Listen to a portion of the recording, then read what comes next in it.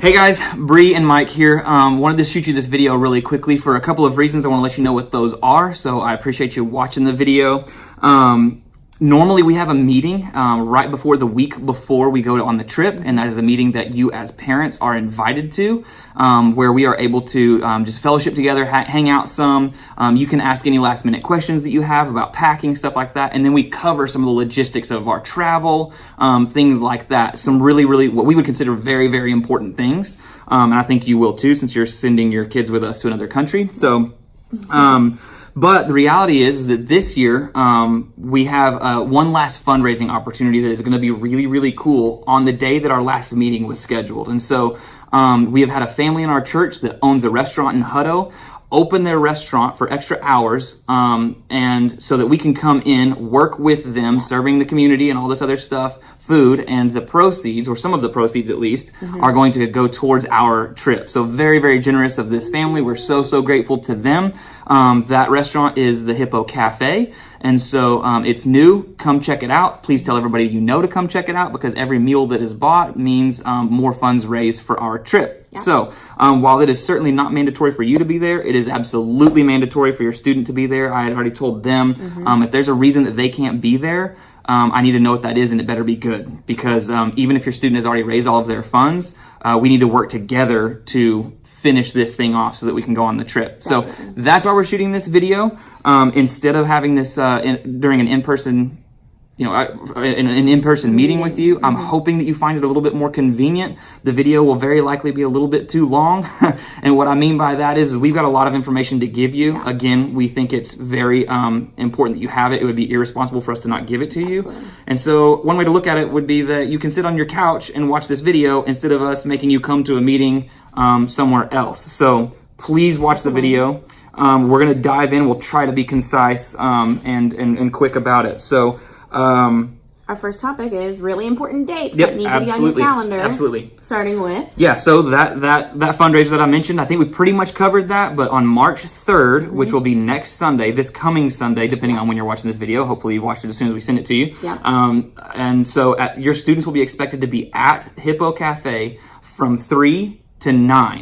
And so let me explain that. From 3 to 8 is when they'll be open, but we're certainly not going to have them serve us in this huge way. Let us come in, make a huge mess, and then leave when they close. So we are planning on your students being there an hour after, and we will flip chairs onto tables, wipe everything down, clean. We'll do whatever they tell us to, which they need to get used to, because that's what we're going to do in the DR too. So we will do whatever they tell us to, so we'll clean up. Again, you don't have to be there, but we would love for you to be there. Come buy a meal and support the mission trip. Also, we want you to be able to hang out with the team and, again, ask any last minute questions. Exactly. That'll be a perfect time for you to have watched this video, write down any questions that you have. Of course, you can always text us or email us, but that's a perfect time to get one-on-one, here's my question, and get your answer, because since we're not doing an in-person meeting. Yeah, the next important date that should be on your calendar is Friday, March 8th, and that is our packing party right here at the Hutto campus in the foyer at 6 p.m. Yep. So in this get-together, our students and our leaders need to come with your bags fully packed, ready to go the next morning, because what we're going to do is we're going to weigh it and make sure no one is over the line, which is 50 pounds, by the way. So that's a note to write down. For sure. That is United Airlines standards. Your bag cannot exceed 50 pounds unless you want to pay more. A lot more. Which we don't. So at March 8th meeting here at 6 p.m., Hutto campus, we're going to weigh your bags. We're going to tag them. We're also going to have a prayer time over our team. It's not just logistical. It is our kind of a last goodbye, would you say, almost? Yeah, Even absolutely. though you'll see them in the morning, it's our big hoorah. Yeah, it's a good opportunity for our families, our families of the students or team members that are going to gather together, and like she said, we'll treat that as a goodbye. Even though, of course, your student will be headed back home with you, we'll treat that as a goodbye, and as it pertains to praying together, praying them out, all of those things. And so, if you can be there, absolutely, please be there. And I understand some of your students drive and they don't need you to carry their suitcase in, but just know that we will be doing that. We're going to circle up and pray over our team, and we're going to ask you to pray over us, because we're part of the team. And we don't want to go into this thing without prayer. So. Definitely not. The last thing about luggage is if you or your student is having questions about luggage, you can go to the United Airlines website and look at their luggage guidelines. Dimensions, weight, of course, we already mentioned, is 50 pounds.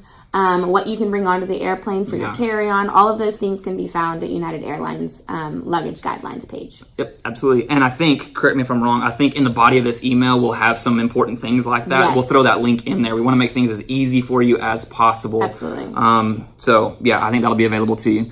Next important date is very important. Saturday, March 9th, we will depart on this adventure. And so Saturday, March 9th, we're going to go, just so you know, we're going to go through our itinerary in quite a bit of detail here in just a few minutes, the whole thing, so that you know when we're traveling, when our flights are, and all that kind of stuff. But I will say this, Saturday, March 9th, which is 2 Saturdays from now, again, depending on when you're watching the video, and we're going to meet at the airport at 11 o'clock. Now, our flight doesn't leave until 2:15, so if you're a traveler and you're thinking, man, that is way, way too early, that is ridiculous for them to get to the airport 3 hours early, let me just tell you, I've done this a lot, and I certainly don't know better than you, but I do know that it doesn't take much in a group this size, especially with some ding-dong students, to really, really, really slow you down. And so I would much rather be on the other side of security, enjoying a hamburger, waiting and bored, waiting for our flight, than be running through the airport trying to catch our flight. And on this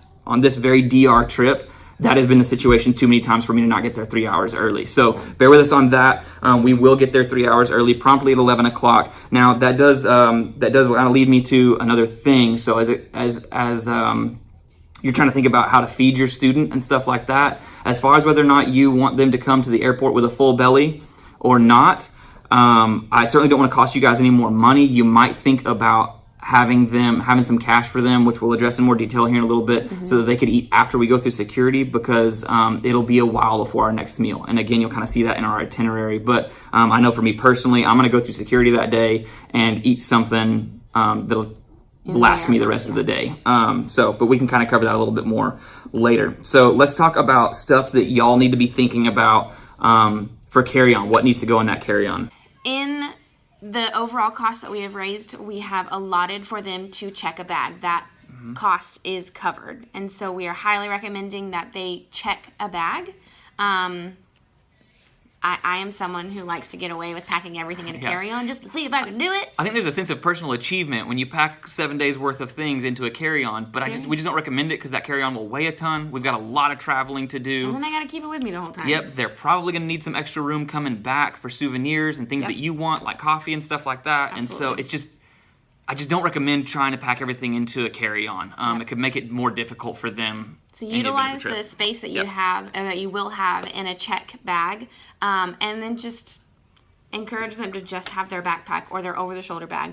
So what needs to go in that is, shocker, your passport. Do not let them put their passport in their check bag.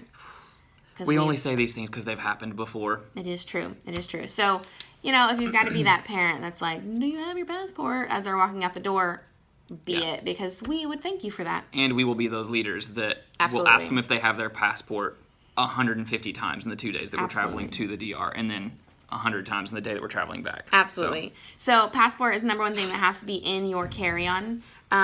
We also, as we go over our flight itinerary next, you'll see why we are encouraging you to bring snacks, not just like fruit roll-ups, but a substantial snack, maybe a Cliff Bar or beef jerky or something with protein, in case, through the hustle and bustle, there's not time to stop at another airport restaurant Chick-fil-A or whatever. Yeah. So. We are also recommending that they bring their water bottle with them through the airports, because water is not cheap in the airport. We require that you bring water. You'll need to have water with you the whole time. We can require that. Yeah, that's fair. We want them to stay alive, and you have to have water to stay alive. Absolutely. And you don't want to stop and buy a $10 water bottle every time. So bring your water bottle. We'll have places to refill it in the airport. So do that. And then, of course, we're asking that you guys wear fellowship shirts both days that we travel. So wear one on Saturday, pack one in your carry-on to wear on Sunday, just for obvious reasons, so we can travel as a unit and we can see from across the airport, like, makes it a little easier to spot our kids, stuff like that. So just try to help them make sure that they've got those, again, in their carry-on, not in their check bag. Yep, 2 shirts in your carry-on. Wear one to the airport, have one in your check bag. Absolutely. No. Have one in your carry-on. You know what I'm trying to say. So that leads us to our flight itinerary, which is why we have a lot of these recommendations. Strap yourselves in. Flights, yes. So I'm just going to start from the top on the way to the DR, and then we'll go from there. Also, just a note for you to have is, I'm certainly not saying not to listen, but this will be attached to the body of this email. So you'll have it. You don't need to start writing things down or anything like that. Don't scramble for a pen, but we do want to walk through it with you. That way we make it really clear what we're going to do, and plus we get to discuss some of the implications of the schedule. But just know you will have a copy of this itinerary. Absolutely. For sure. So. Yep.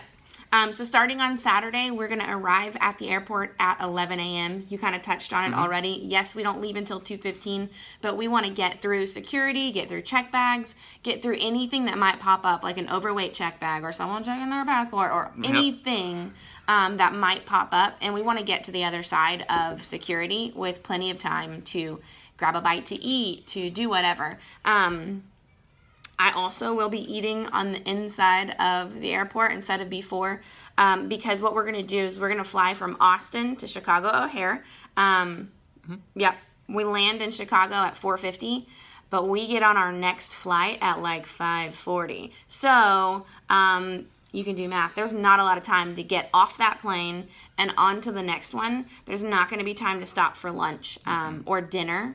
So that's where a snack is going to come in handy. Yep. There's basically going to be time to maybe go to the bathroom and fill your water bottle. Hopefully. And that's it. As of right now, per the itinerary, we will arrive and our departure gate is in the same terminal. But if you've traveled a lot, you know that is not always the case. That can definitely change. So we just, for all we know, we're going to go into the other side of O'Hare to catch this next flight. So we can't plan a meal there. So plan snacks. Absolutely. We get on that plane, we board that plane, we take off at 6:10, and we get to Newark at 9:25. That is where our travel will end for Saturday. And a fun new development. Yeah, for sure. So we had as our itinerary kind of changed, and we were looking at, okay, what does it look like sleeping on the floor in the airport and all of the implications with that. We had a very, very generous congregant find out that we were kind of weeding through that and figuring out what we were going to do, because the reality is we didn't set our goal number for your students to raise to cover a night in a hotel. And we certainly weren't going to adjust that up. It's hard enough to raise the number that we did come up with. And so, we had a congregate come forward and say, hey, I'm booking y'all 6 rooms in a Holiday Inn that is right next to the airport. It's free shuttles to and from. Yes. So we're really, really excited about that. It takes a lot of pressure off. It's going to set us up better when we get to the DR, because we will be able to land, grab our luggage, go check into our hotel room. We'll be able to shower, sleep, get a good meal. We'll probably go out someplace right there nearby or something. I don't know. We'll go find some food somewhere so that we can eat a good meal, and then get up the next day and get to the airport early for our next flight. And I'll let Bree pick that back up. So on Sunday, that's our actual international flight, and so we do have to arrive 3 hours early. So we'll get to the airport at 7 a.m. We'll head out from Newark at 10 a.m. And arrive in the DR at 1:45. So here is kind of where a lot of communication stops between you and your children, unless you have cell phone plans that cover international, which we're just going to plug real quick the importance of the Remind code, really good. which we've added one parent to every child, and we'll have in the body of this email how you can add another parent or a grandparent or whoever wants to receive those updates, and that's how you'll receive updates throughout our travel. One of us or someone from the DR will have somebody who has a cell phone plan, kind of updating maybe once a day, just saying we're good, we're safe, we're doing what we're supposed to be doing. But Sunday at 10 a.m. is when we leave the country. And so we will arrive, like I said, at 1:45. We'll be picked up there at the airport. We'll be met by the Macarios team and taken to the Mac house. And so that's kind of where our out-of-country adventure begins, and it's awesome. Yep. We're going to have a glorious week in the DR, and then on Saturday, the 16th, we're going to leave the DR at 2:45, head back to the U.S. We're going to have a short layover in Newark from 6:45 to 8:30, and then there again is another spot where your student might need cash for food at the airport. And then from 8:30, we'll leave Newark and we'll arrive back in Austin at like midnight. You're welcome. Yeah. We will kind of warn you guys, getting back into the country, that happens at Newark. That's where those big, long lines happen. So ideally, by the time we get to Austin, all we have to do is get off the plane, claim our luggage, and meet you guys. Yep. Hopefully so. I will just share with you guys, too, there is a... we know you probably don't want to go to the airport at midnight, but I will tell you, there's something about that. It's a sweet moment. It's a really cool moment, and so I promise you, it's really cool for your student, because we will come as a group down an escalator, and from that escalator, you can look down on luggage and see everybody that is there to greet you, and it's really, really fun, and it might be in that moment that your student realizes that they missed you. And it really is. So it's actually great to come over the hill after a long day of travel and being gone for 7 days, and just see the people you love. So I do encourage you, come pick up your kids. Of course, if you can't, it's no big deal to have somebody carpool. Hugs will be passed around to those that don't have somebody there to greet them. But it is really, really fun. It's a really fun moment to come over the top of that escalator and see your family waiting for you. So it's a lot of fun. So I do want to encourage you in that. So I want to talk to you guys just a little bit about in-country stuff. And we don't have to go into great detail on this stuff. Kind of want to let you know what's going on here and there. And so when we're there, something I want to let you guys know about is that Bree touched on communication a little bit, but I want to let you know the realities of how you'll be able to communicate with your student. So I know some of our students have, like, for instance, have T-Mobile. And I think T-Mobile has free international calling or whatever, all that stuff. So their phones, and by the way, there are T-Mobile towers everywhere in the DR, and so their phones will work very well, like normal. You'll be able to communicate with your student like normal, but I'm going to ask you not to. Now, of course, if you want to check in with your student, I get that. That's not a hard and fast rule. Sometimes when we go to camps and stuff, we say no phones, or it's not that kind of a situation, but we do want them to be extremely present. We're going to ask them to shut down social media for the week, things like that. Short of maybe a few posts about what's going on in the DR. So, but the T-Mobile thing won't be the case for everybody, so I will ask that you know how your student's phone plan works before you send them over there. As a blanket statement, what we tell them and what we do is we tell them, okay, when we get on this last international flight from Newark to the DR, you're going to put your phone on airplane mode, of course, on the airplane, and leave it like that until you get back in the U.S. Because we've had it happen before where midway through a week, I start getting a call from a parent or getting a text or something from a parent in the U.S. saying, tell my stinking student to turn their phone off. Because they realize halfway through the week that they're getting charged for stuff that they're not familiar with getting charges for because it's just different over there. So know how their phone plan works. Again, we're going to ask that you not communicate with your student a whole lot. Included in these documents that are going to be attached to this email, there are contact lists, okay? So we have broken into 2 categories, of course, like everything. Anytime you send your kid anywhere, there are emergency contacts, and then there's like, you got to give them a message or find out about something or something like that. And so there are 2 numbers that are from Macario staff, and Macario staff's phones work there. And we will never do anything in the Dominican Republic without Macario staff with us. Someone from Macarios will be with us all the time. We don't go roaming around and doing stuff by ourselves or anything like that. And so if you call one of those numbers, you can get in touch with your student. Now, those are your emergency numbers. We do ask that you don't call them if there's something in your house that you can't find that you think your student's lost. That's not what you call those numbers for by any means. And so what constitutes an emergency is definitely subjective, but we're going to ask you to use your best judgment because that won't be your only way of communicating with your student. Even if they don't have a good phone plan that works over there, which I don't either, but a select few of us, maybe very few, it depends every year, Macarios kind of lets us know who can have the Wi-Fi password in the Mac house where we'll be a lot and who can't. And so at several points throughout the day, I'll be able to receive text messages. Send out remind codes. Remind codes. I'll be able to view emails, things like that. So for your non-emergency things, there's 2 phone numbers that are on the document. It's mine and Bree's. And so for anything like that, if you need to get a message to your student, check on your student, something like that, you just can't stand it anymore, you got to know how they're doing, by all means, let us know. We don't mind that at all.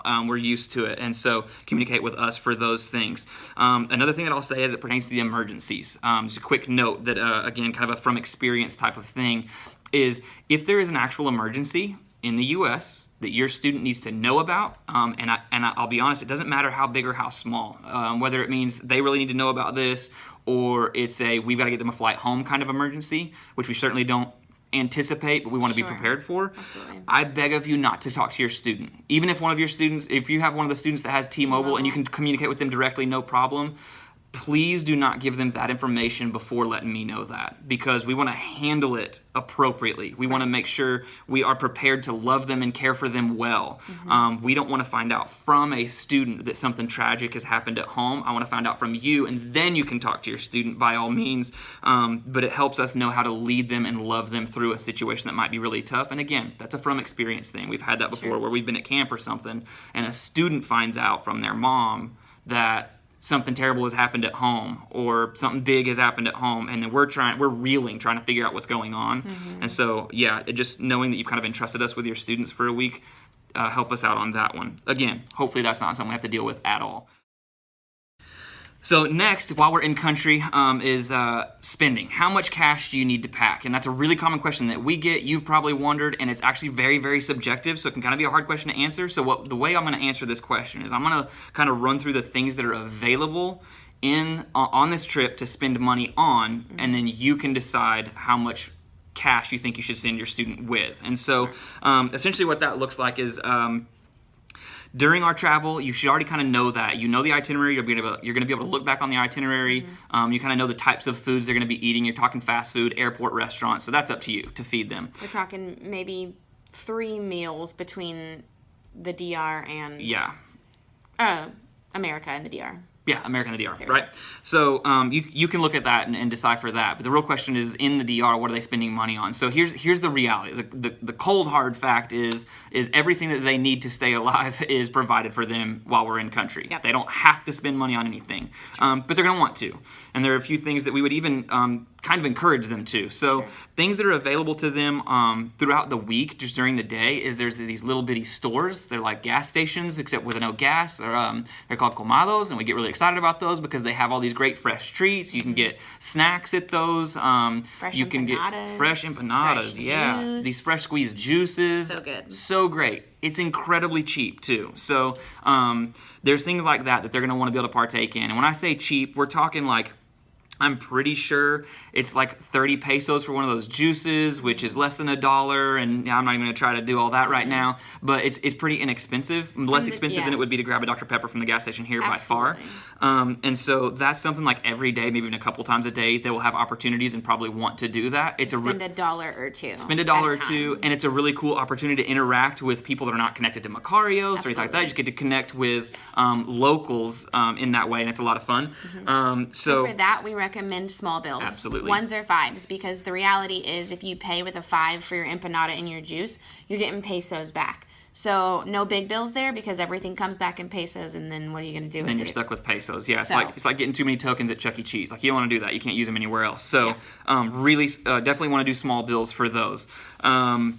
And then also at different times in the week, we're going to be able to visit some communities, and there are people that we know that we have lasting relationships with within those communities. That since Macarios has gotten there and started the process of what they're building there, some of these people have become entrepreneurs, and that's really cool. And which means, so of course they have a product or something like that to sell, such as a Renault ring, right? So these are really, really popular. We've been going to the DR now for almost 10 years.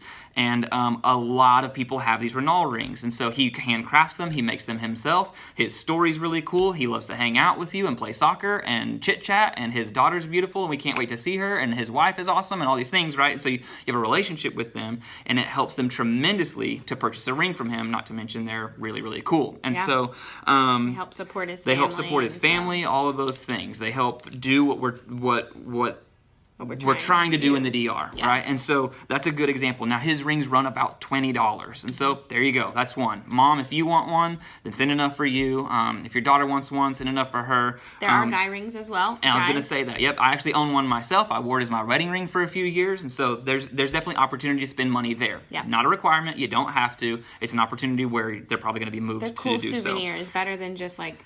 It's a cool souvenir rather than just getting something out of a gift shop. Yeah. Because there's a story that comes with it and a person that comes with it, so it's really cool. Person you can go back and see next time. Like, that's just really cool. Absolutely. Making those connections. Yep, I can't wait to see Renault again. He's a great dude. And so that's an example. The other thing is I think during the week, another thing that you'll run into is that you've probably heard, maybe even from me, the coffee in the DR is very, very good. And so if your students are coffee drinkers, they're going to be drinking it all week. Yeah. It's the only coffee that we drink the whole time we're there. It's what we brew in the Mac house. Yeah. It's available to us, and it's also available for purchase. And so it's not like you'd think. It comes exactly like it would if you if you got it at HEB. It comes in a 1 pound bag. It's just really tasty because it was the beans were grown and roasted within 5 miles of the Mac house where we'll be staying, and so it's just really fresh tasting. It's really good coffee. Really good coffee. Other than that, there's nothing too special about it. We certainly don't know who makes it. It's a huge company. They sell the coffee all over the Dominican Republic, but it's very good. And so oftentimes people will kind of send orders for that. So bring 5 bags of coffee home. It's not super cheap. It's $6 a pound. So again, comparable to what you'd spend on coffee here. It's $6 for a pound of it. Makes a great gift. In fact, we have one DR veteran that's been like 6 times, and every time she goes, she buys about 20 pounds of coffee. She brings an extra suitcase. She brings an extra suitcase for coffee so that she can get that back in, and then she uses that as gifts during Christmas time because her whole family loves it, and then she has her own stock up. And so all she drinks anymore is DR coffee. And so good. I know I'll come back with a few pounds. So that's something to consider for 2 reasons. One, how much coffee do you want to buy? So send that cash with your student, and they need to think strategically as they pack for space, because it's literally a pound a piece. So how are you getting that home? So you got to think that through. The other thing that's like that is vanilla. So if you bake, I just can't say enough about how good the vanilla from the DR is for similar reasons. Like it's all made there. My wife is a baker, and she uses exclusively DR vanilla. They have both brown and white. The white vanilla is infused with coconut. It's unbelievable. It's fantastic. So it's kind of her secret ingredient. Well, I guess not anymore because I'm saying on this video. But it's also really cheap. So you can buy a little bottle for $2 to $3. You can buy the big bottles for like under $10. Under 10 right? for sure. You can literally get a gallon jug of it for under $10. And if you use vanilla, you know that is not the case here, and it is better. It's very, very good. So but it's another one of those things you have to plan for. How much do you want, and how is your student getting that home? So. Right. Yep, you can even get, if you just want to try it, by the way, if you're thinking, oh, that sounds fun, I want to try that, they make a little bitty bottle like this. $2. If you don't use very much vanilla, I think it's like $1.50 or 2 bottles for a little bitty bottle. That'll be easy for them to pack, all that kind of stuff. So you can try this stuff for sure. So that's a thing. Those 2 things and as far as how that works, that we're not going to a store where that stuff, we're not sending your kids to a grocery store. Someone that works for Macarios, when they make their grocery run, they're going to get a list from everybody because they're so used to this. They go to the grocery store. How many vanillas do we need? How many coffees do we need? They'll get that, bring it back to the house, and we'll pack it up. So the last 2 things that you can spend money on while we're there is one is on beach day. Similar to any other touristy beach you're going to go to, they're going to have jewelry that you can buy. You can get your hair braided. You can get a foot massage, and all of these things are going to be available for us to buy. Like, these are some ideas, like little small gifts, right, that you can come home with, little jewelries, things like that. So just kind of think strategically maybe what your student might want if they're going to want to come home with some jewelry. Maybe if they're more experiential and they're going to really want like a foot massage, you can pay $10 to $15 for a foot massage for an hour on the beach. It's amazing. So it's hard not to do. It's hard not to do because it's so awesome. Yeah. That's going to be one spot where your student can spend money for the beach day, and then the other thing is the Mac store. So Macarios, they empower their people there to make crafts, to do things that they do really well, like these earrings are going to be available. I'm so glad you mentioned that. That's another situation like the Renal ring. There's a woman there that handcrafts these earrings, and the chances are, if you've been around our church, you've seen people wearing these earrings. You may have even thought, like, oh, those are cool earrings. I wonder where they got them. They got them from a young woman in the DR that makes them herself, and she's connected to Macarios, and we love her well, and so it's just another kind of like the Renal rings. Absolutely. It's another really cool opportunity. Yeah. So for beach day and Mac house, that's where a 10 or a 20 or a couple of those might come in handy. So if you're looking for like I need you to tell me, I would say no more than $21 bills throughout the week, because they're going to get I think that's pesos probably back. Realistic, yeah. Yeah. For like the Kamalo stuff, like buying your little drinks You're and going to buy a stuff. juice every day because they're so stinking yeah, good. And they're I buy fresh. 2 at a time because they're kind of small, and man, they're so good. That's true. So no more than $21 bills, and then depending on what you want as far as coffee, vanilla, jewelry, that's where your 20s and your 10s are going to come in handy. And so we don't obviously want your children traveling with hundreds of dollars. Absolutely but that kind of gives you an idea of how to break that up for them and send it with them. Yep. And then you've probably caught on to this the way we're talking about it by now, but something that we probably should have said when we started this conversation of how much money to bring. once we leave the airport in country, their card, like a credit or debit card, will be completely useless. There'll be no place to use it. So they do have to have some cash to get by if they're going to buy anything outside of their 3 square meals a day. Yeah. Which will of course be provided and is rolled into the cost. So just know that. Yeah, meals in there are included. Yeah, absolutely. So a couple items, kind of some don't forget things that we're going to cover again. We're going to circle back to. So don't forget a water bottle. It is tremendously important. So hydration is a big issue.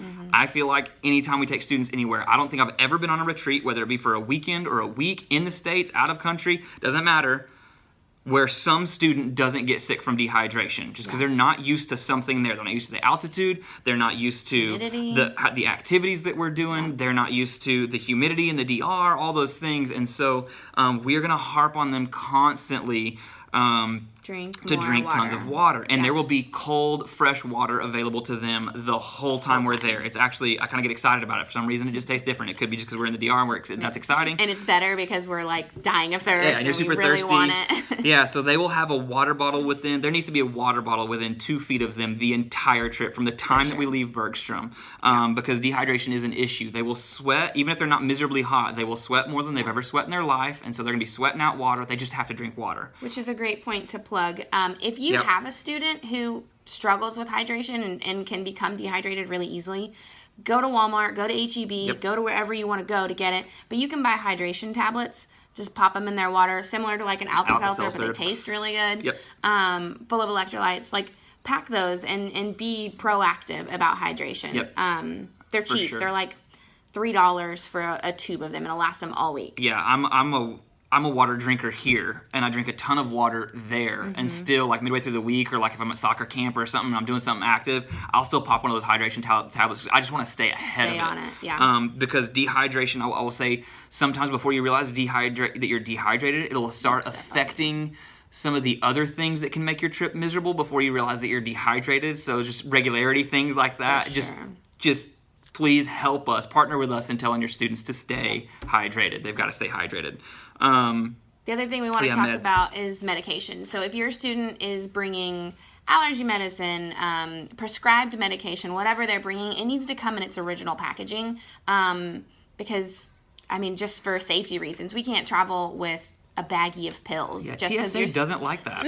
Yeah, they don't care if you know what it is. They need to know what it is. So for sure. If you have a student who needs medication, it needs to come in the original packaging. If it's a prescribed medication, it's got to be in the packaging with their name on it that says what it is. And we encourage, because medication is not cheap, like don't send everything they have. Send what they're going to need during the week. Keep the rest at home. And just for safety reasons. Sure. So yeah, we don't want a month's supply of any medication in the DR.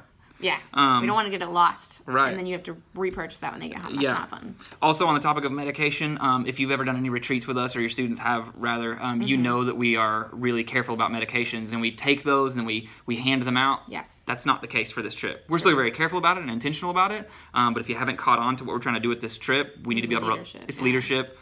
They should know when to take their medication. They're not going to have somebody reminding them, oh, it's time to take your medication. Right. Here's your pills. They're going to have to be responsible for their medication. We're not taking those up. So the medications that they're taking with them, they're 100% responsible for.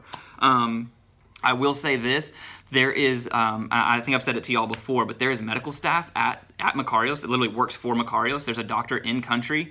They are readily accessible to us 24 hours a day. And so if there is any kind of, even like a minor thing, something like maybe your student's like, I think I'm getting dehydrated, or I cut my toe and I don't know what to do about it. Those kinds of things, that will be addressed there by a very, very qualified physician. They have a very well-stocked they're stocked with all different kinds of medications, medicines, treatments. So they're very, very, very well taken care of there. And so I don't want you to be concerned about that. They have American teams come through year-round. So this is not new to them. Yeah, they're used prepared for any situation that may arise. One of the reasons that we love being partnered with Macarios, and we think that it's a great trip to take first-time students on, is their infrastructure is fantastic. Absolutely.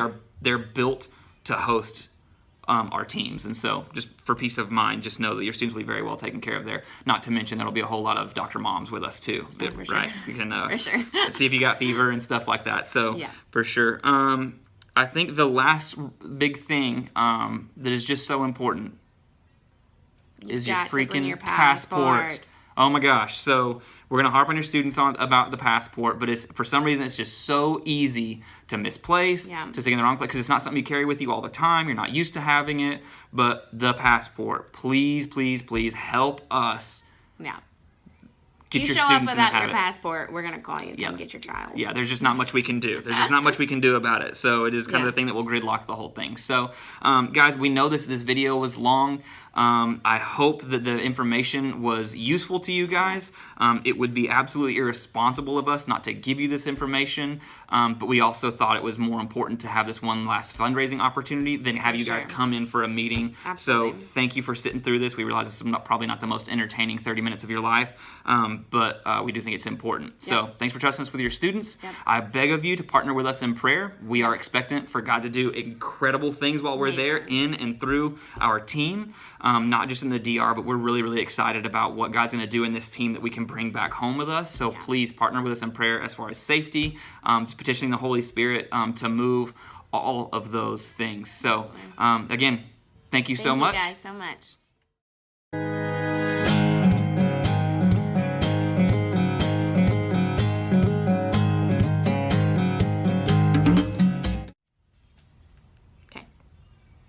All right, so next is you've probably gotten the question or thought the question or your students asked or somebody that they have to, I'm going to start over. Pause. Yeah, I'm going to try to deal with this. There's something, it's when I look up, there's something hanging down in front of my vision like a freaking eyelash or something, and it's the most irritating thing. Is it still there? I don't know. It's Is it a really long eyebrow here? Maybe. I do have I see it. No, I don't. Yes, I do. I see it. It's a turned down eyelash.